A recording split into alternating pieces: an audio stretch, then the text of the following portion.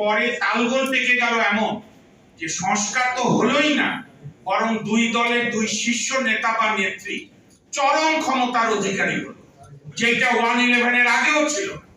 111 এর আগেও আওয়ামী লীগের কেন্দ্র কমিটিতে বিতর্ক হয়েছে, তোফায়েল আহমেদরা দ্বিমত দিয়েছিল, আমি যেটার দলে বিএনপি অন্য দলে, কিন্তু এই 111 ব্যর্থ হয় দুই দলের দুই নেতা বা নেত্রী বা দুইটি পরিবার এত পাওয়ারফুল হয়ে গেল, তার একটি পরিবারের ক্ষমতা গত 15 বছরে বাংলাদেশ রক্তাক্ত হয়েছে, শুধু শারীরিক ভাবে না, মানসিক ভাবে, আর্থিক ভাবে, সব দিক থেকে।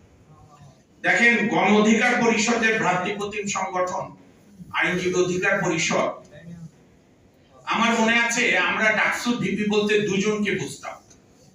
আমাদের সময় নির্বাচন হয়েছিল, মানে আমি রাজশাহী ইউনিভার্সিটির ছাত্র বা ঢাকা ইউনিভার্সিটি তো দেখেছি। একজন হচ্ছে 1972 এর